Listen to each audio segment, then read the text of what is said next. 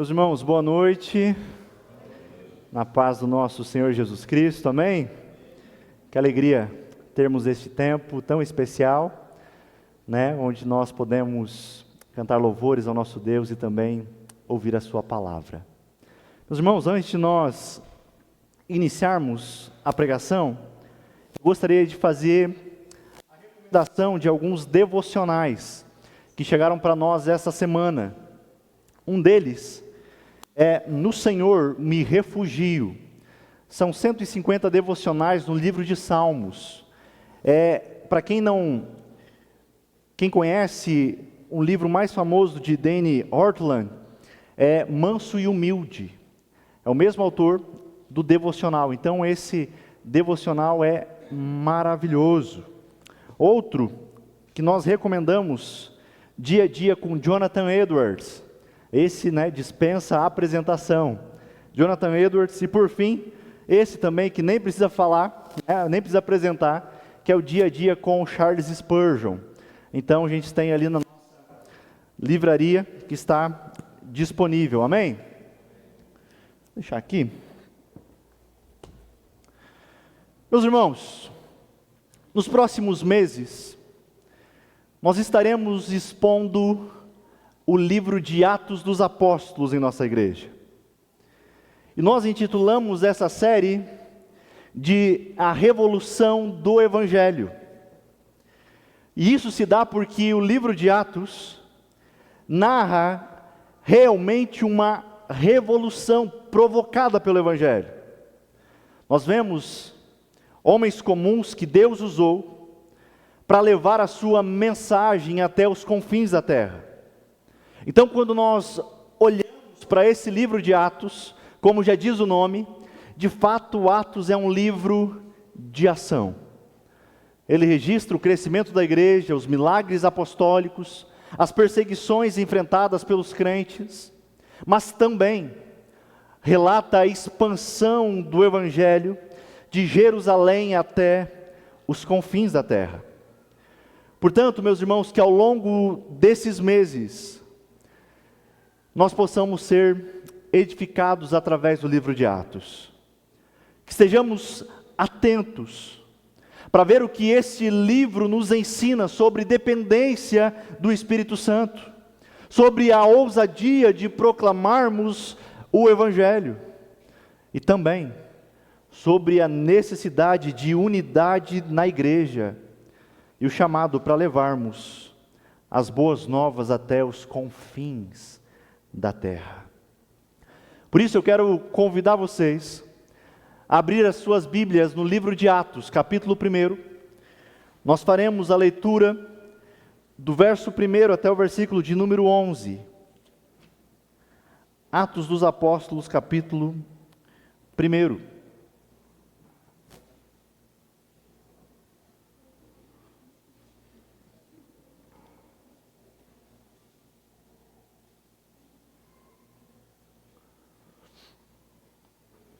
Os irmãos encontraram?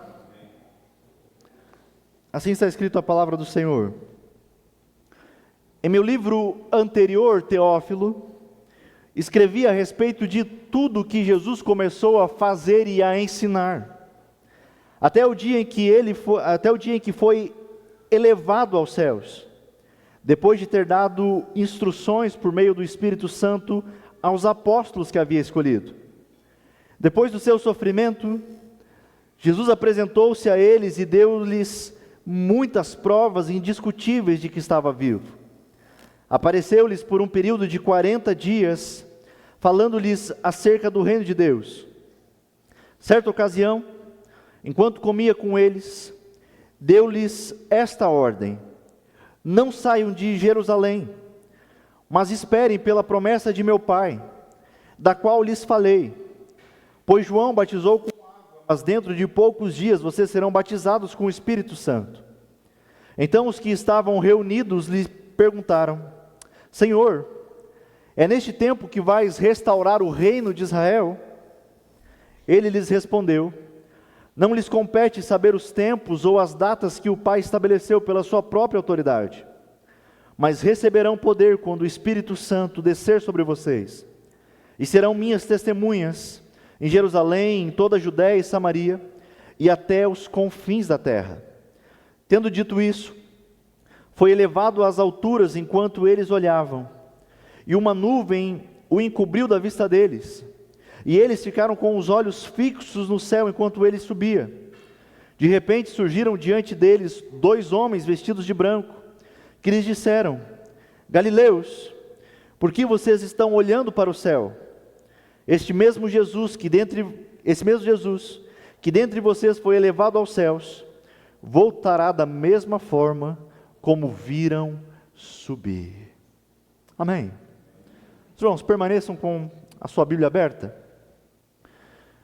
Uma peculiaridade do livro de Atos é que, se nós observarmos, ele encerra sem um final. E quando nós partimos para o final do livro, nós veremos que ele se encerra muito diferente de como começa. No começo do livro de Atos, nós vemos que os discípulos estão em Jerusalém, no centro da religião judaica. E como somos informados, não há muitos discípulos. Agora, no final do livro, os seguidores de Cristo são muitos. E nós vemos que o Evangelho chega até a capital do Império, Roma. A pergunta que nós fazemos é: o que será que aconteceu nesses 28 capítulos? Nessas 3 décadas que aproximadamente cobrem os eventos narrados por Lucas. É exatamente isso que veremos nas próximas semanas. Embora, meus irmãos, nós vejamos em todo o livro o avanço da igreja, antes de nos apresentar o crescimento da igreja de Cristo, Lucas, quando abre esse livro, ele apresenta inicialmente o Salvador da igreja, o dono da igreja. É exatamente o que nós vemos dos versículos 1 até o versículo de número 3. Acompanhem outra vez comigo. No livro anterior, Teófilo, perceba, escrevia a respeito de tudo que Jesus começou a fazer e a ensinar, até o dia em que foi elevado ao céu, depois de ter dado instruções por meio do Espírito Santo aos apóstolos que havia escolhido. Verso 3, depois do seu sofrimento, Jesus apresentou-se a eles e deu-lhes muitas provas indiscutíveis de que estava vivo. Apareceu-lhes por um período de 40 dias, falando-lhes acerca do reino de Deus. Percebam que Lucas, ele está fazendo aqui uma transição entre 2 livros. Nós podemos dizer que o livro de Atos é a continuação, é o segundo volume de uma mesma obra. Como assim? Atos é a continuação do Evangelho de Lucas. De acordo com o primeiro versículo que acabamos de ler, em seu Evangelho, Lucas escreve relatando todas as coisas que Jesus havia começado a fazer e a ensinar. Agora, no segundo volume, ele narra a continuação dessa história. Nessa fase seguinte, Lucas, o autor de Atos, narra agora o que Jesus continuou a fazer por meio do Espírito Santo. Como escreveu o Dr. Martin Lloyd Jones, ele diz: o ponto de partida, a coisa fundamental que nós vemos aqui, é que o cristianismo gira em torno de Jesus. Já lhe escrevi sobre ele, efetivamente, diz Lucas.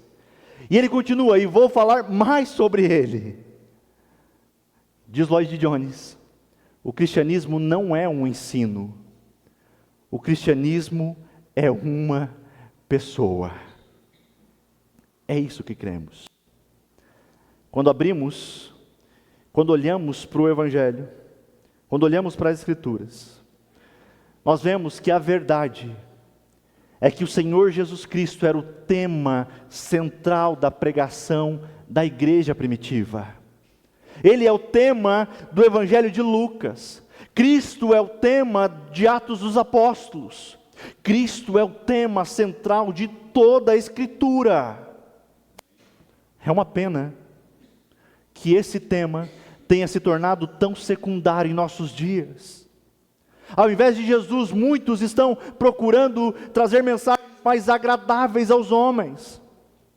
Estão em busca de novidades, de mensagens de autoajuda, de tudo que é tipo. Isso explica muita coisa. Isso explica o cristianismo que nós temos em nosso país.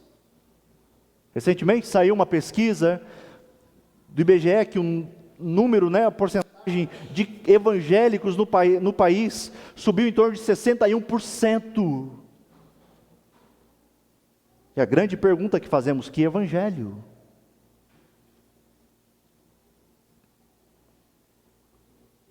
Outra informação importante que temos no primeiro versículo é quanto à sua autoria. Lucas é o autor de Atos. Mas como? Porque o seu nome não aparece no livro, não é mesmo? Mas tanto o seu evangelho quanto o livro de Atos, há uma citação a um destinatário em comum. E este homem é Teófilo.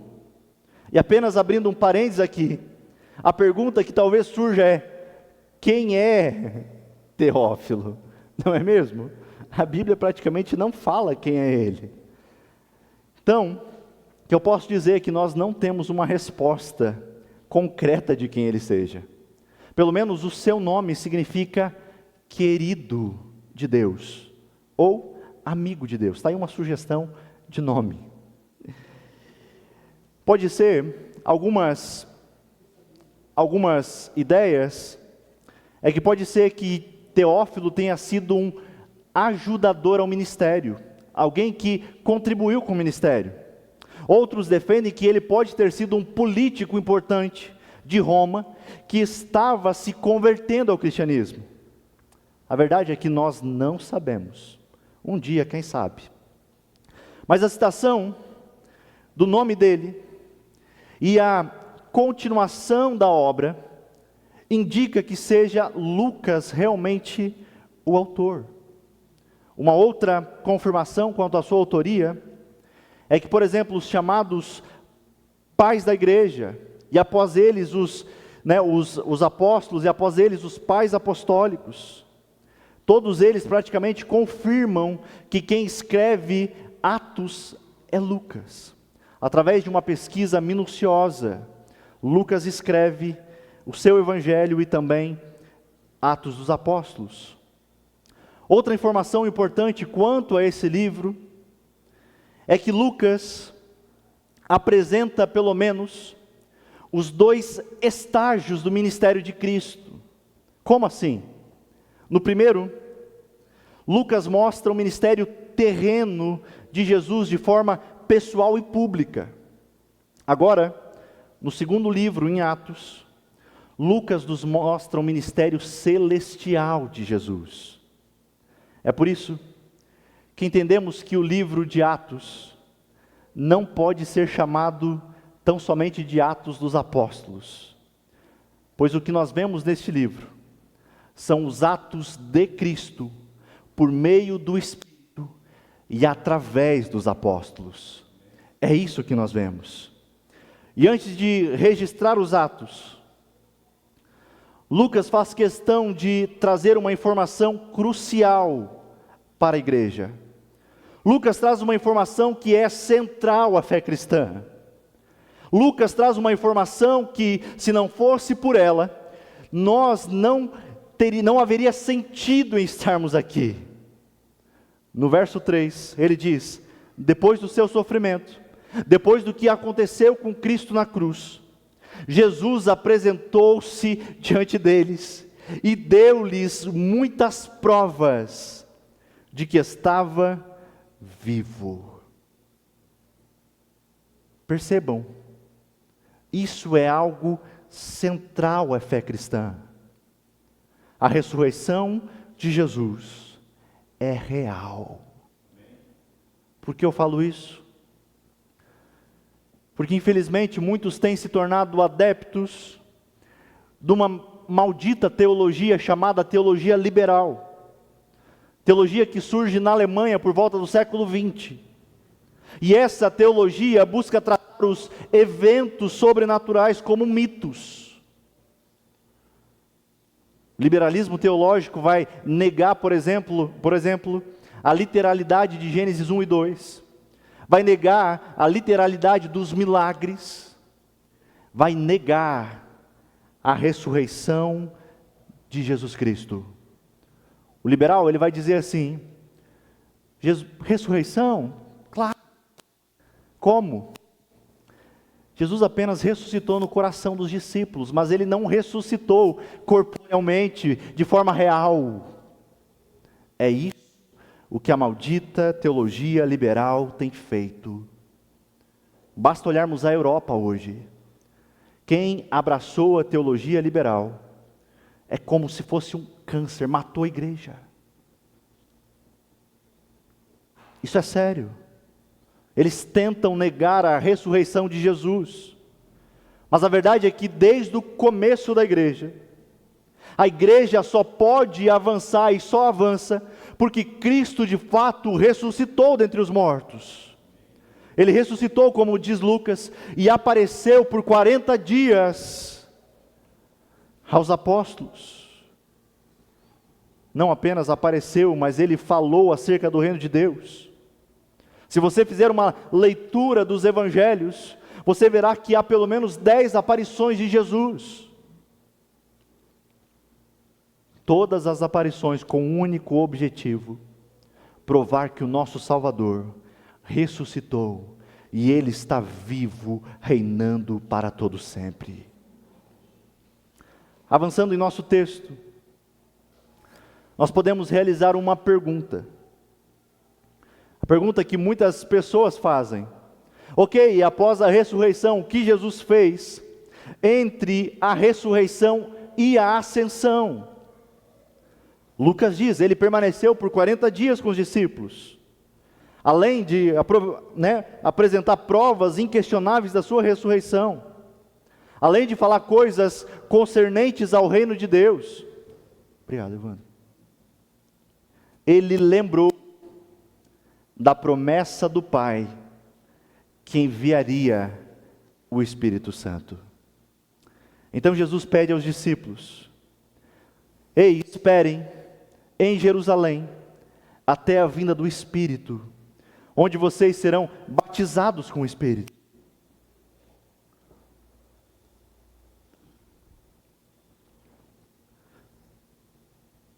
Isso desperta uma expectativa no coração dos discípulos.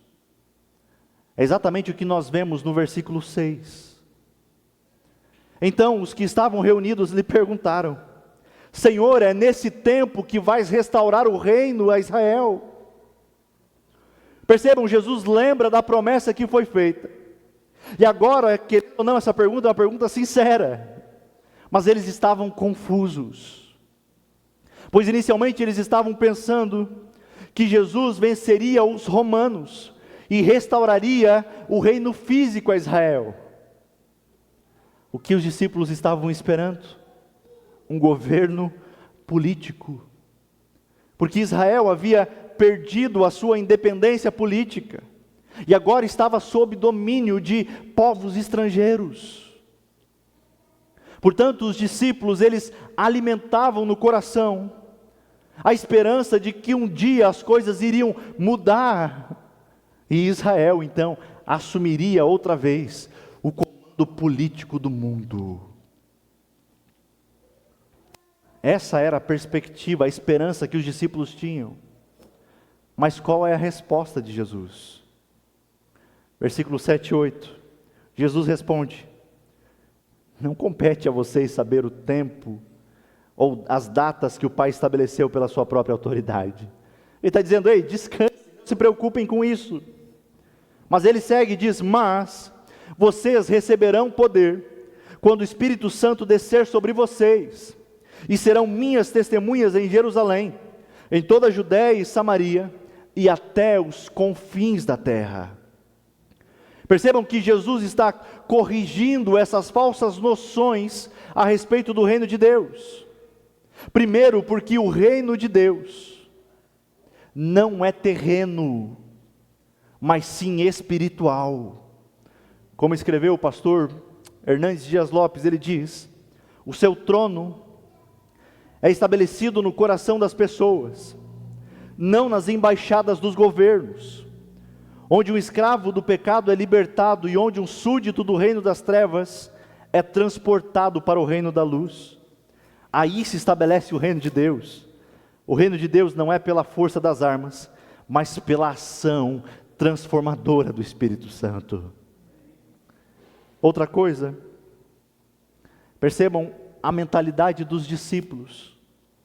Eles pensavam que o reino de Deus era apenas regional e não internacional. Os apóstolos eram nacionalistas, mas de acordo com Jesus, o horizonte deles precisava ser aberto. É exatamente o que Jesus diz no verso 8: e vocês serão minhas testemunhas, não só em Jerusalém, mas em toda a Judéia, Samaria e até os confins da terra. Se você puder, memorize esse verso, porque esse versículo é muito importante. Esse vai fazer sentido em todo o livro, porque basicamente Atos 1:8 é aquilo que é considerado como o sumário de todo o livro. Como assim?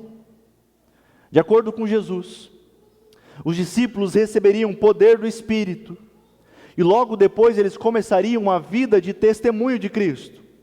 Primeiro em Jerusalém, dos capítulos 1 até o capítulo 7. Em seguida na Judéia e na Samaria, dos capítulos 8 a 11. E por fim, os discípulos alcançariam o mundo, dos capítulos 12 a 28. Percebam que esse versículo é realmente o sumário de todo o livro. E embora vejamos nos próximos capítulos, nos próximos episódios, o crescimento da igreja, nós já podemos fazer uma pergunta: como irá acontecer o crescimento da igreja de Cristo? Como acontece o crescimento da sua igreja? Percebam que os apóstolos, eles querem saber quando, mas Jesus lhes diz como será. E diz Jesus: vocês receberão poder, dinamis, ou dunamis, que vem de dinamite. Vocês receberão esse poder, essa explosão do Espírito, e por meio do Espírito vocês vão a Jerusalém, Judéia e Samaria, e por fim vocês alcançarão o mundo. Percebam que o reino de Deus não crescerá por meio de batalhas.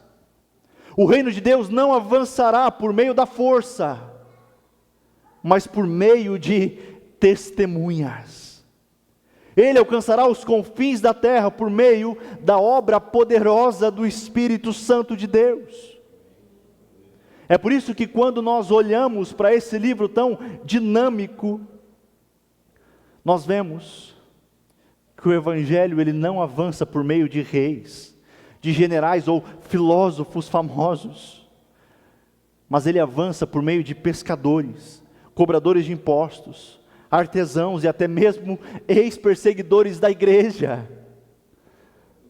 A grande transformação, a grande revolução do Evangelho, que é narrada em Atos, não é resultado da capacidade humana, mas é resultado do poder do Espírito Santo de Deus.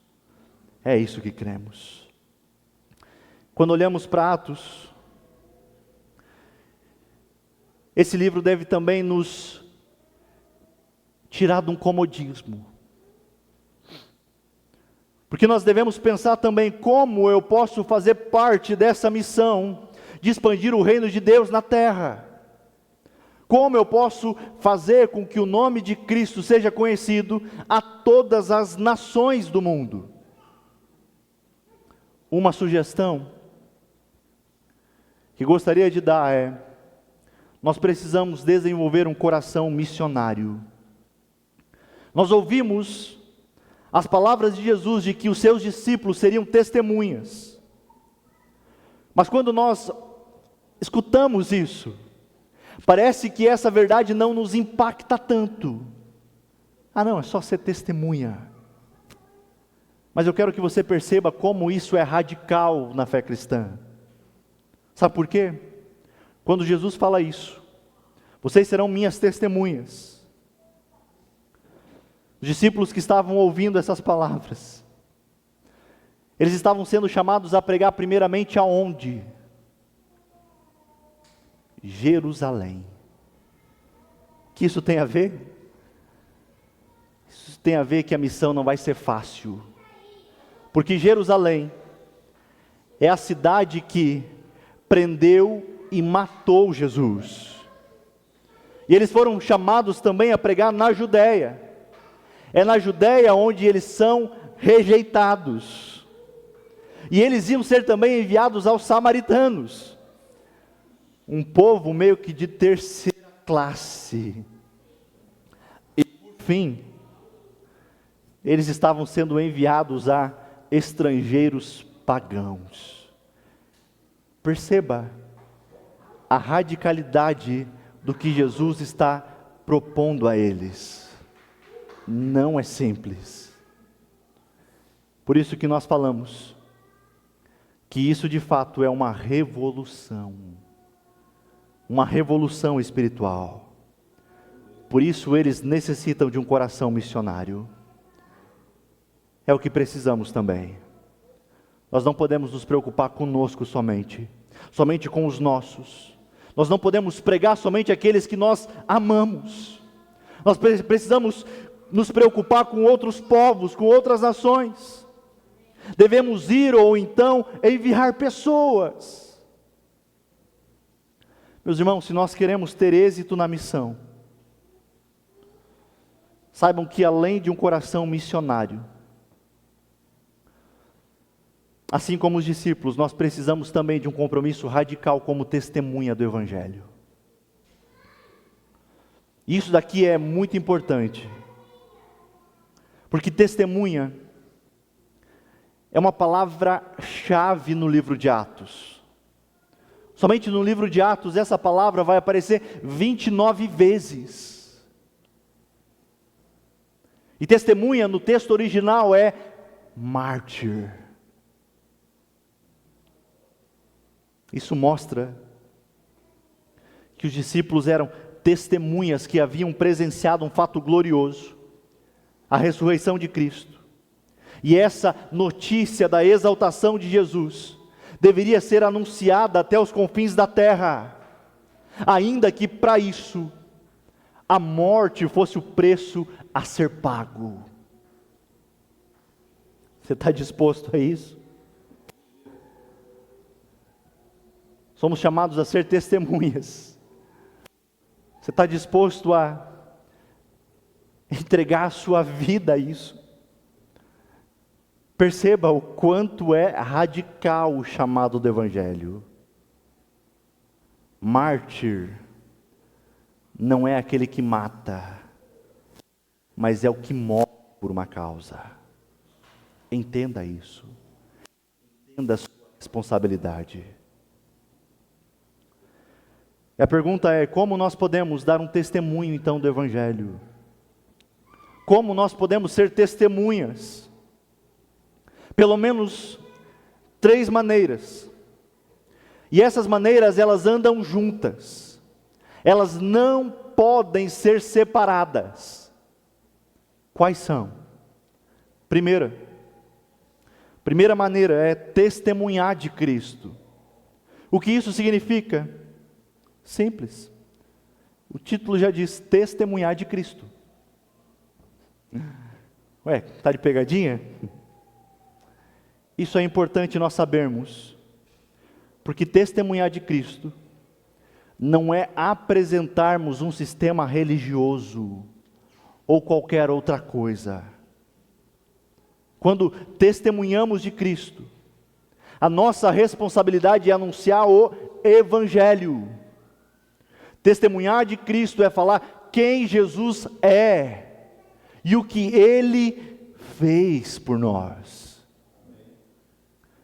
Acontece que se popularizou aquela ideia de São Francisco de Assis, em que ele dizia: pregue em todo tempo, se necessário, use palavras.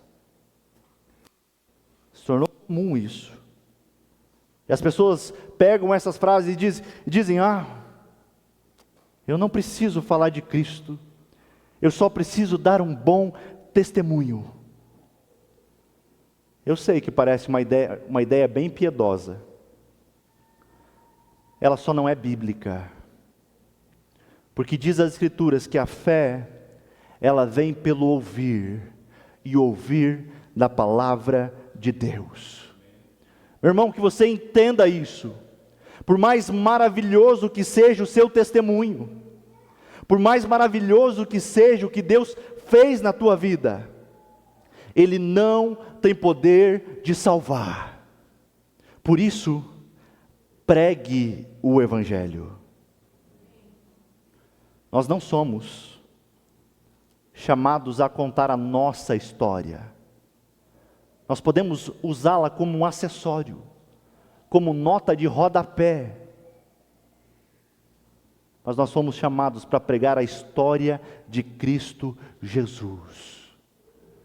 Nós não devemos dizer às pessoas o que nós fazemos. Nós precisamos anunciar o que Deus fez na cruz por meio de seu Filho Jesus Cristo.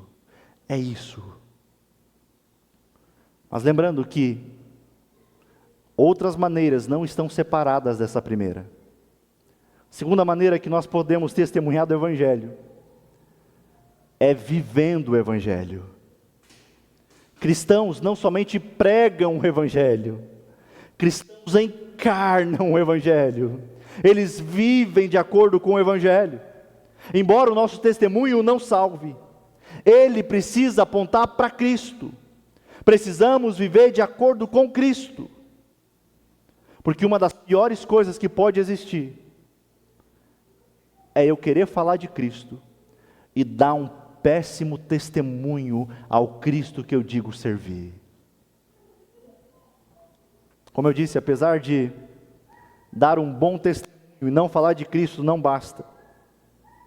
Apenas falar de Cristo, sem viver conforme o Evangelho, é contradição. Não existe. Terceira maneira que nós podemos testemunhar o Evangelho é que nós temos que ter paixão pelo Evangelho. Nós precisamos de paixão pelo Evangelho. Às vezes parece que o nosso coração não queima mais quando ouvimos o Evangelho. Às vezes as pessoas perguntam: nossa, por que na igreja de vocês não pregam coisas diferentes? Porque o Evangelho, por mais simples, ele basta, ele é suficiente, ele tem que queimar o nosso coração. Precisamos ter paixão pelo Evangelho, porque o nosso coração queima de paixão quando falamos no nosso time. E eu sei que o meu time está melhorzinho esse ano, mas não é isso. Nosso coração queima quando falamos do trabalho, quando falamos do que fazemos ou do que conhecemos. Mas muitas vezes ele está adoecido porque ele não queima de amor e paixão pelo Evangelho. Existe um pregador contemporâneo de John Wesley, chamado de George Whitefield. E conta a história que o povo parava para ouvi-lo. Mesmo no inverno rígido, o povo ia para ouvir. E certa vez eles encontram lá um dos maiores ateus da época. E questionam o ateu: ei, Cara, o que você está fazendo aqui? Você mudou de ideia? Você não crê no que ele acredita, né? E o ateu simplesmente diz: olha, eu não creio no que ele está falando, mas eu vim porque ele crê no que prega. George Whitefield queimava de paixão pelo Evangelho. Assim deve ser conosco também, não é? Será que às vezes quando as pessoas olham para nós, diz: cara, você ama a Deus? Porque parece que nós estamos tão fechados. Parece que, eu sei que nós reformados, né? A gente dá um glória a Deus mais para dentro, assim, mais sério. Mas o nosso coração precisa queimar de paixão pelo Evangelho. Além disso, nós precisamos acima de tudo, dependência de Deus. Os discípulos perguntam a Jesus: quando isso vai acontecer? Jesus diz a eles: vocês não precisam se preocupar com isso. O Pai já providenciou tudo. Isso significa que tudo está sob o controle do nosso Deus. Ele está no controle de todas as coisas. Ok, então o que nos cabe? Diz Jesus: esperem o Espírito. Vocês receberão poder. Percebam que Jesus não diz: fabriquem o poder. Ele não diz: inventem avivamentos. Ele não diz: produzam conversões. Nós não podemos. O que nos cabe é: recebam, esperem do alto, pois quando Ele quer, desce poder. O que podemos fazer é orar pelo nosso compromisso com o testemunho do Evangelho, orar pelo avanço do reino de Deus entre todos os povos. É o que nós clamamos. Para finalizar, entre os versos 9 e 11, Lucas nos diz que a igreja que está começando é a igreja do Cristo que é exaltado.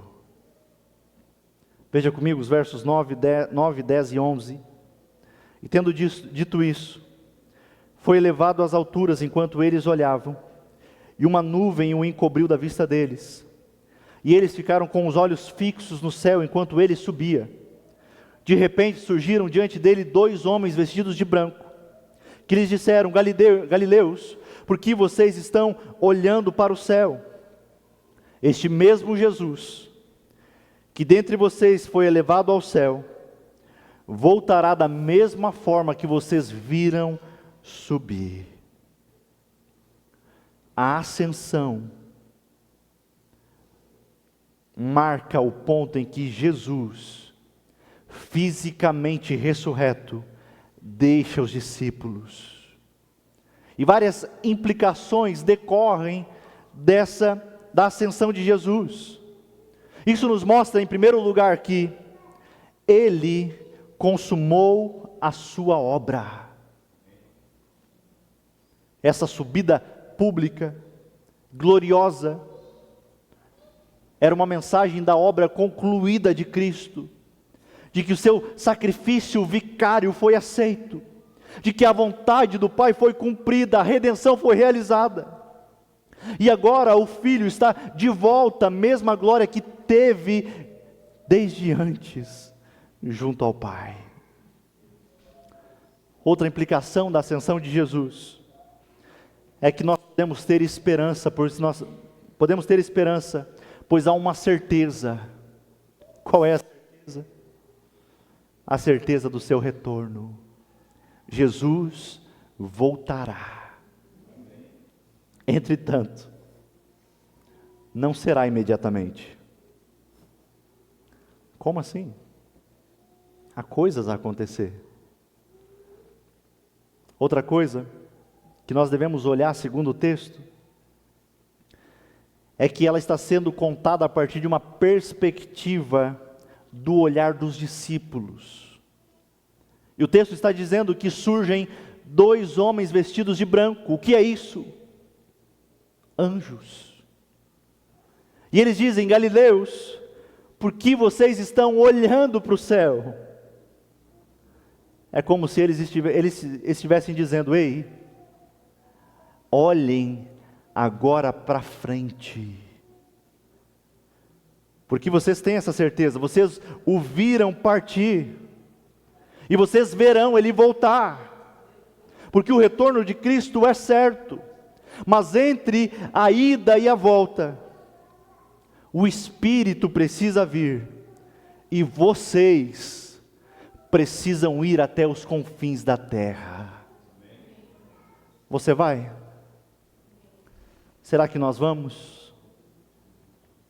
Meus irmãos, Deus não pretende propagar a mensagem da salvação por meio do seu Filho, enviando anjos para anunciar, mas Deus opta por usar aqueles que foram escolhidos por Jesus, apesar das suas fraquezas e limitações. Não é o medo que a gente tem às vezes? Não, mas eu acho que eu conheço tão pouco, eu acho que eu não vou. Apesar das suas fraquezas, apesar das suas limitações, Deus quer usá-lo para tornar o nome dele conhecido. Meus irmãos, a certeza do retorno de Cristo deve nos servir como um impulso missionário. É porque Jesus voltará. Então que deve existir em nosso coração um senso de urgência. Pessoas estão morrendo sem conhecê-lo. Povos ainda nunca ouviram falar sobre ele. Mas percebam como Deus trabalha. A igreja não começou no século 21. Já tem milhares de anos. Mas a cada dia nós vemos que Cristo faz a sua igreja avançar. Para finalizarmos, que você se lembre de algumas coisas à luz desse texto. Primeira delas, não fique apenas olhando, cumpra a sua missão. Os discípulos foram chamados a testemunhar, e não a ficar parados. Da mesma forma, nós não devemos ser cristãos contemplativos apenas, mas devemos ser ativos na obra de Deus, compartilhando o Evangelho em nossa cidade e até os confins da terra. Segunda coisa, dependa do Espírito Santo. Jesus prometeu poder para que os discípulos fossem testemunhas. Isso nos ensina que nós não avançamos pelas nossas forças, mas avançamos pela capacitação do Espírito. Ore por direção e ousadia para proclamar o Evangelho. Terceiro,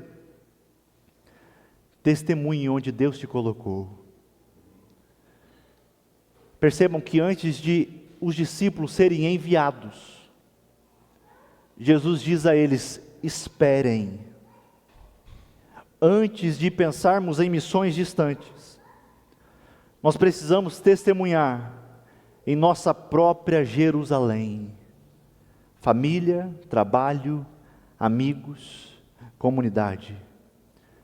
Comece compartilhando o Evangelho e a sua fé onde você está. Amém? Vamos juntos nessa jornada de Atos? Sei que essa primeira mensagem é um pouquinho, algumas informações talvez um pouco mais técnicas, devido ao contexto. Mas nós vamos ver o que Deus faz com a sua igreja.